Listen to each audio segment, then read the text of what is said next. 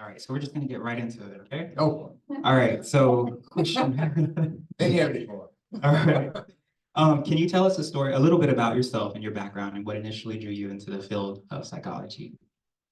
Well, it's very interesting. I used to be a professional dancer, choreographer, and I was doing a video with Michael Peters. Before your time, Michael Peters choreographed Thriller. Michael Peters choreographed Green Girls on Broadway. He choreographed Beat It is, really what it is. And I was dancing on a video with him, and we had a break. They were changing cameras. And so the set was quiet. And I looked around and I went, these people are best. I'm going to go back to school and get my master's and a license and have a practice on them. And, as a therapist, we attract our shadow often in our clients. And so I'm a shadow artist. So the majority of my clients are artists. And today I had 2 clients, and both of them, I just realized it, are nominated for Emmys this year. And so those kind of clients come to me, but because I myself am a creative artist. Yeah. And I had a supervisor once, and he said, I've seen that artists make the best therapists. I was an intern. I said, why? He said, because you have to be creative in that arena. I never forgot that. I thought it was very insightful and profound of him to say that. And yeah, so that's how I got in it. Great, thank you. And what motivated you to pursue your advanced degrees in clinical psychology? Well, after I got licensed and I began to practice, I got bored. And I like learning. I'm really a student. And so I was like, what's next? I got a license, I got to practice, And then that's when I decided to go to Pacifica and to go deeper and more extensive and to really learn something I didn't know. And it took me 9 years to get my PhD, 3 years for the education, it took me 6 years for the dissertation. So I always advise students, get licensed first and then go for your doctorate. Yeah, because the doctorate by itself is no money. The license is the money. Yeah, so, and don't try to do them at the same time. Is somebody doing that? I'm sorry. You should have talked to me first. Yes, right. Because at the doctor, especially at Pacifica, they're not playing. They don't care if you got hair, you don't have hair, they're not there. You have to do that work. I appreciate that. Especially the part about being creative artists. I find there's a lot of, especially maybe here in LA, but there's a lot of like actors in my classrooms. They're artists.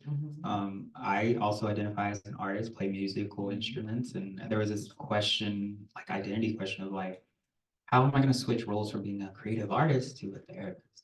So that's been a process. It's very interesting. I was listening to, you talk about, how do I get clients? And I have found that we're going to get spiritual with you in a moment, that if you do your work on yourself, they find you. We're always looking for God. God will find you if you do your work. And the TV show that I had, I didn't go for the show. They found me. I got a phone call and they said, I was getting ready to go see a child at a school, and my hand was on the door. And so the phone rang and they said, hello, is this Dr. Siri? I said, yes. They said, well, we want to know when you're available for filming. I said, filming? Says, yes. They said, we want you to do a show with artists. I said, this is an audition. They said, no, you have the job. I have the job. Who are you again? We're at Viceland Network. And you say I have the job? Can I call you back? That's how it went. And I asked the producer, I said, why did you hire me? I'm just not the most handsomest guy in the world.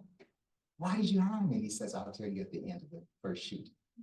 I said, okay, so we did the first shoot with YG, who was drunk as a goose.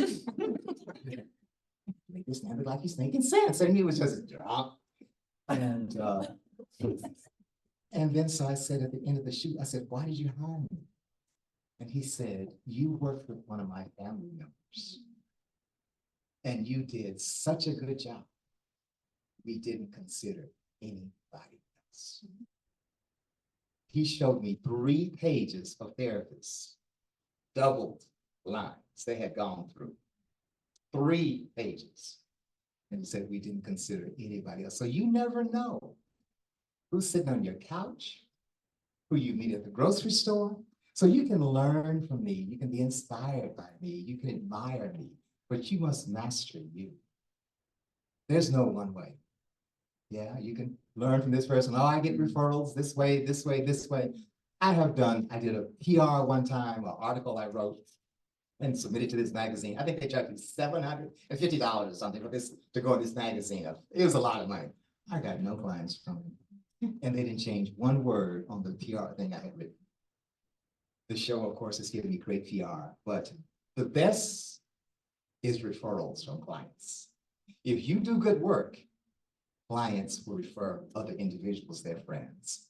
So I learned from one of my supervisors once that if you have a good private practice, it's incestuous because you're seeing friends of friends. And I'm often sitting there and this person referred this one, this one's talking how bad they are. You must not forget who's who in there. You know, I always keep that very clear in my mind. This person was referred this one, and I'd like never say anything about the other person. So yeah.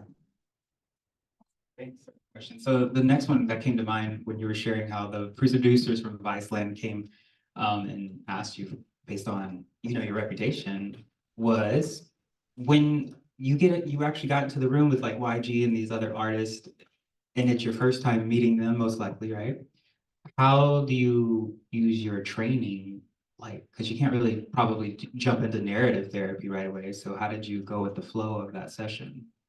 I know the gentleman who's getting ready to get licensed there. I work on an energetic level.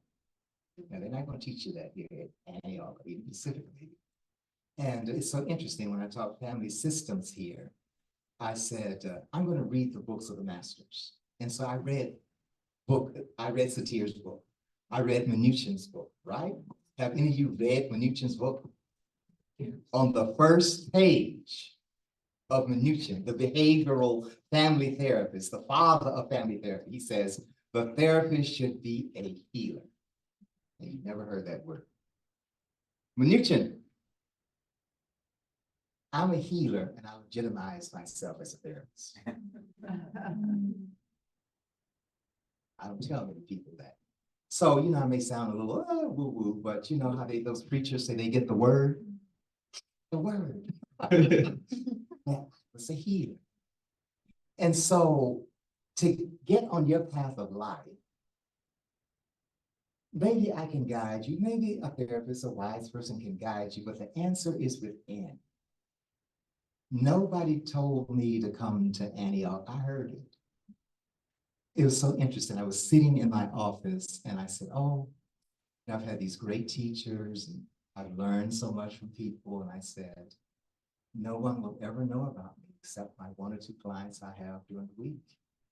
And this voice, as loud as I am talking to you, said, yes. Now we're talking on a soul level. I'm telling you the real story.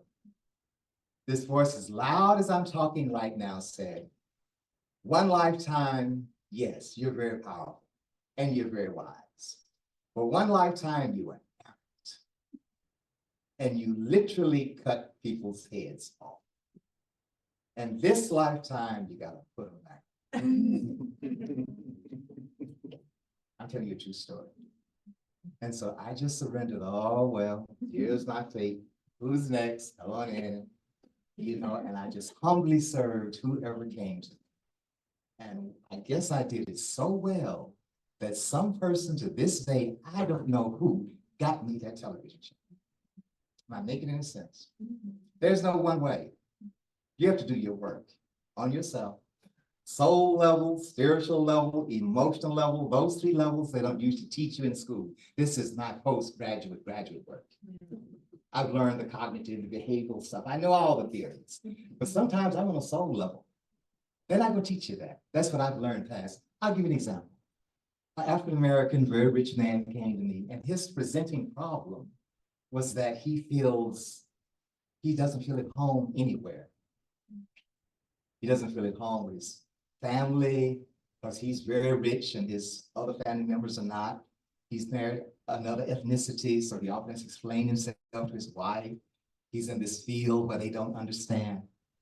And I said, sir, I said, this lifetime, you decided to be born into the body of a Black man, an African-American man.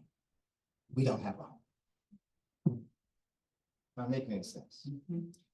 African America, where is African America? So that's a soul level. And it calmed him down, getting into all kind of therapists, I don't know how many. And often I get clients that say they've been to a lot of different therapists. And because I'm working on that energetic level, which is the level of the healer, the unseen, the unspoken, I usually don't miss it. What does it do you to hear me say that? I'm asking you. This is the young, we're postgraduate talk. I'm asking you, what does it do you to hear me say that? Yes, ma'am. It feels very grounding. Okay.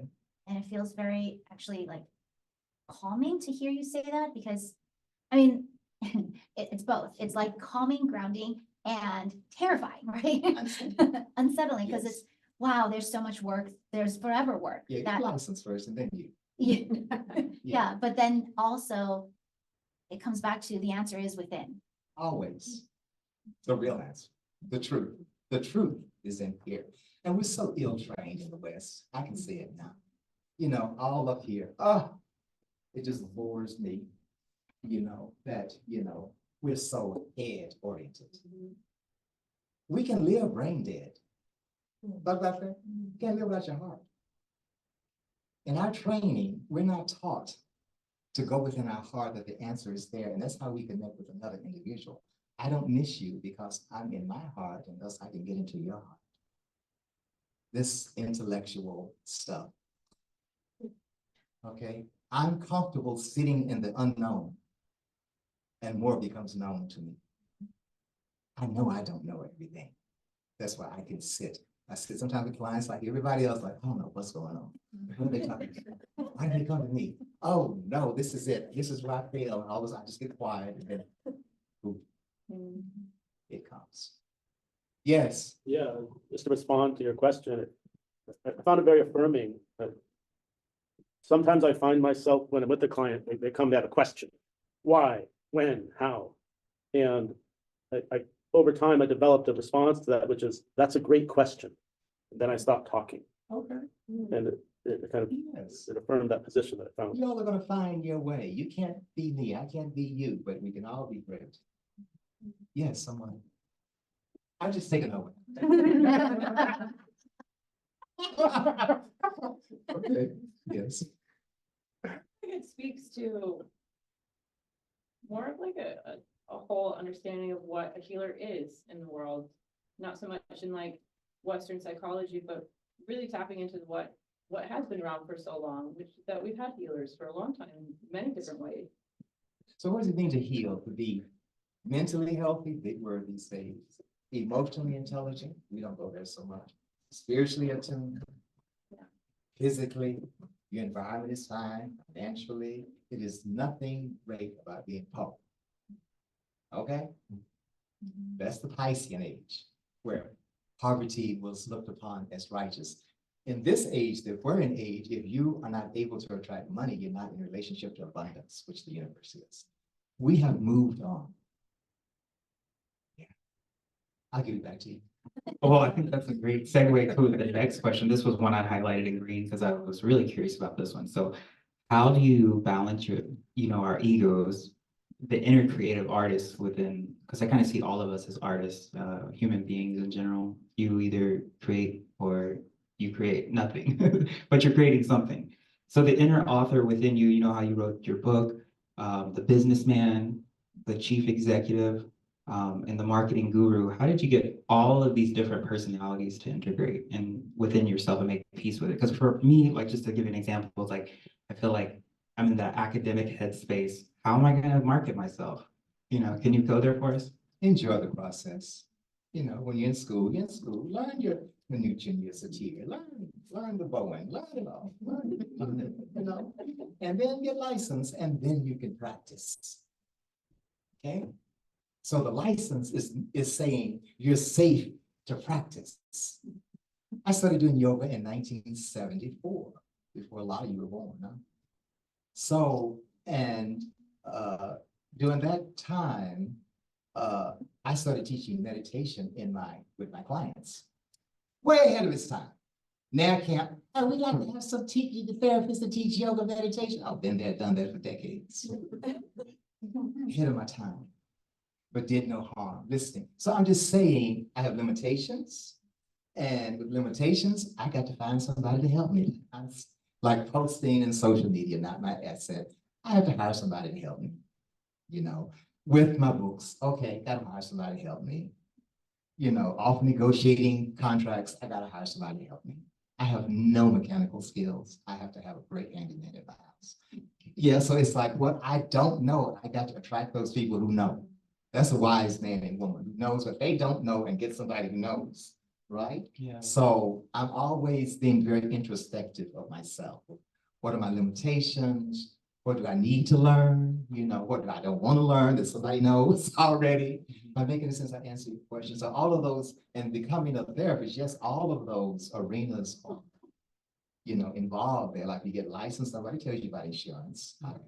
You know, there's no class in that. So I decided I'm not taking insurance. You know, I used to. And then, you know, they would pay me that $20, $30 or whatever it was, copay. And then these B actresses become A actresses making all this money. I like, something's wrong with this picture.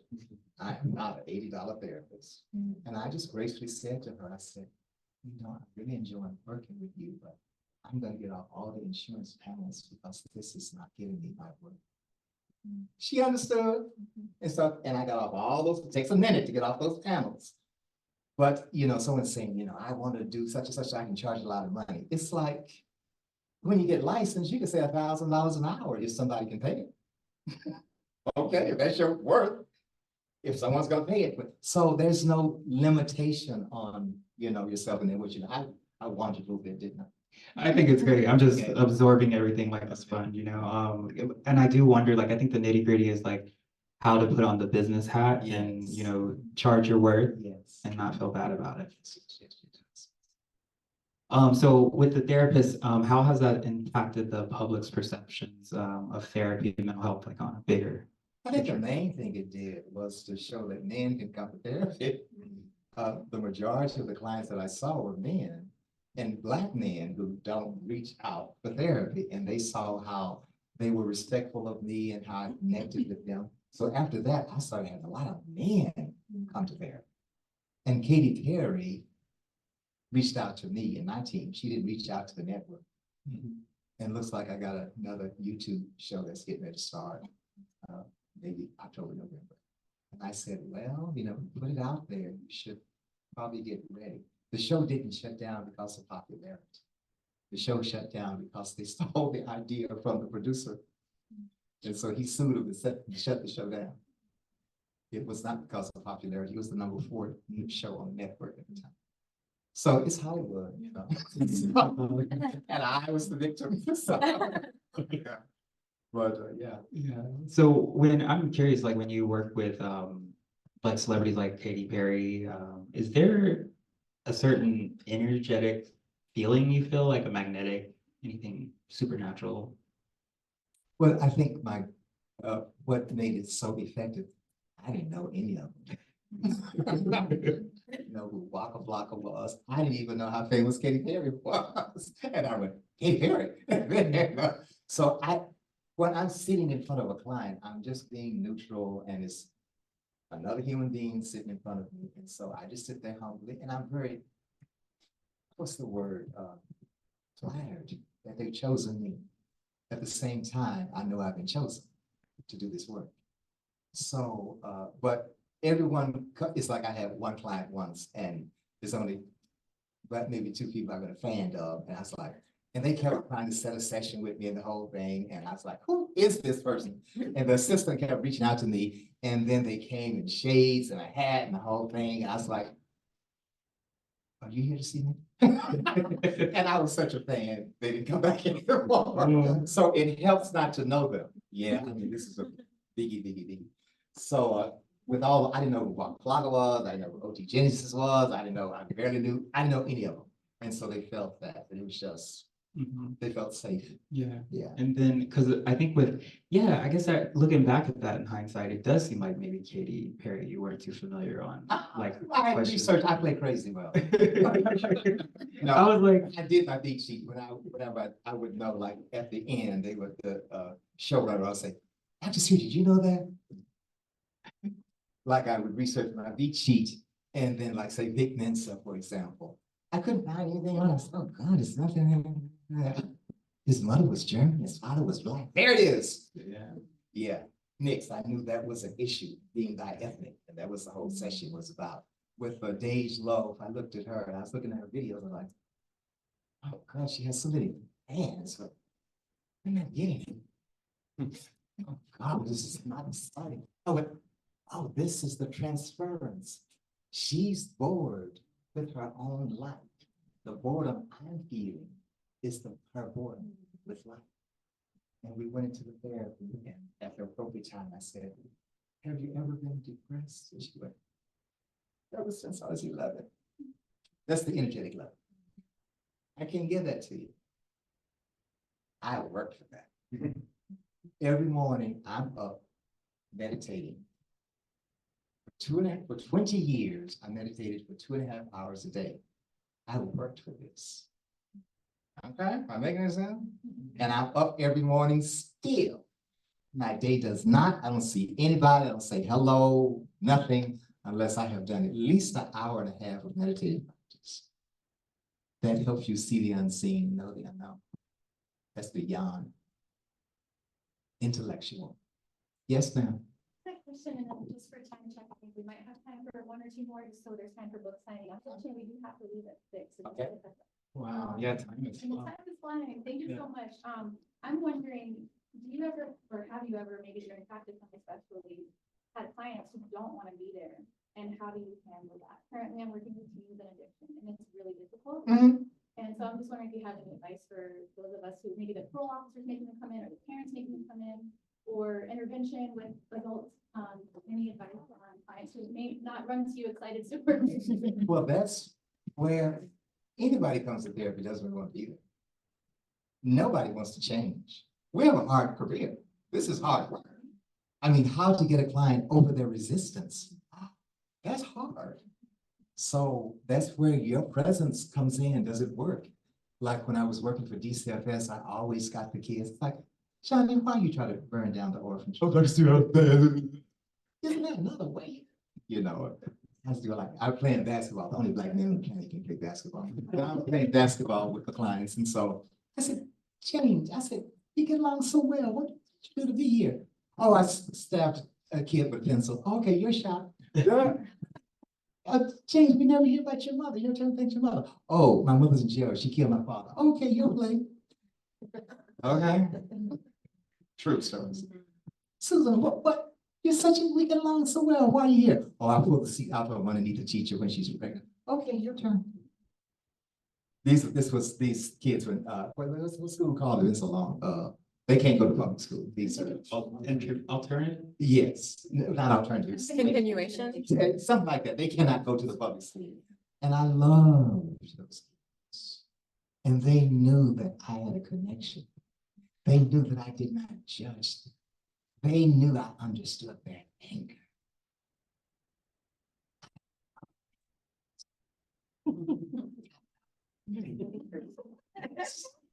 Because all my successful people are fiery people. Fire. And so how to turn that anger, that fire element into passion, into creativity, into blazing their own trail, to excitement, to creativity. Am I making any sense?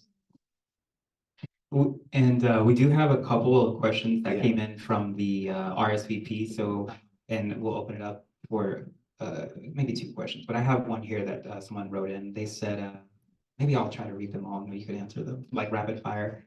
Dr. Siri, professional insights. They want to know about your professional insights, future plans, engaging. They also would like you to be their mentor, and how, do you have mentees? How has the PhD program at Pacifica enhanced your There's career? a lot. Rapid fire. I don't even remember, memory test, I don't, what question? So do you have mentees and are you? Oh, yes. I had a lot of requests from mentees at that time. I was very just overwhelmed. And so I started a mentorship program online. And I did it for like a couple of years. And I said, what's a mentorship program? I said, create it. So anyway, I talked to the students. Schizophrenics hear voices and sort of prophets and wise people to distinguish who I am. But anyway, so I created this mentorship program. It's like you would see me in person online for a 20-minute session. And then we would do, maybe I'll start again. Then we have 4 lessons I would send you. And there was always an exercise at the end. And then we would have a graduation online. And I did that for 2 years. I charged very little money. So it was just about learning. Maybe I'll do it again. Maybe someone will help me study that. But what else did you say? They wanted to know how the PhD program at Pacifica enhanced your career. Ooh. Well, it deepened me. It really gave me, it took me, the humanistic school puts you in your heart. With my spirituality, my yoga, it takes me up into the heavens. And depth psychology took me down into the earth, into the unconscious. So, and with me just tuning into energy, I usually don't miss you. On one of those levels, I want to get you. Energetically, in your heart, your spirit, at a soul level. That's specific. I don't pathologize the darkness. We sit in the darkness and we walk through it. Okay, so we have one that says, what advice would you give an African-American man going into this profession with hopes to aspire to your level of success in this field? It's a good career for a Black man. Why do you say that? Because we're rare. We're underneath rocks. And you may have experienced this. I thought everybody was seeing Black men. Black men only want to see another Black man. Any of you in here seen Black men? Okay. Okay, so you're very good then. And they feel safe with you. So and I have a lot of Black clients that just want to see Black clients. I have seen, my Indian master said, it's only I don't want to say whatever, but he said this, he said, a Black man can bring peace to the world. Because everybody will see us. I went to Agape, I remember there, and I was sitting there the first time, and I was like, and everybody was walking down, I saw, women in long dresses, and Asian, and Latino, and young, and I said, Black man has to be in this, has to be the ministry. So that's my perspective as a Black man. It's a great career because I think everyone will come to us. Why? Because we as Black men understand everybody's oppression. Nobody is more oppressed than us Black men. So anybody come, I understand your oppression. And you know it when you sit in front of me. Thank you so much, Dr. Siri. We are going to have him sign some books. And you guys can come up and meet him and ask him questions directly. So we're gonna go back there. I'm gonna get one of your books and yeah. It did win an award as the best mind body healing book from the Walden people in 2020. So it's been esteemed. I have one gentleman who, this is a true story, who uses it as his spiritual practice, and he'll, we work together. He says, what should I read now, Doctor? I said, read the one on da da da da da. And he does it every day. As it's supposed to be done, he'll take a word and do it for 40 days and read 11 times a day. He told me the other day that someone just clicked to him that I just love the work that you do. And my wife and I make this crazy money and we just want to support you. He says, okay. And he called his assistant and this guy clicked to him $4.5 million. No strings attached, no nothing. He reads that book every day. I should read my own guy. Yeah. Thank you. We're gonna be in the back and it's accepted on, yeah, thanks, Dr. Siri, so much.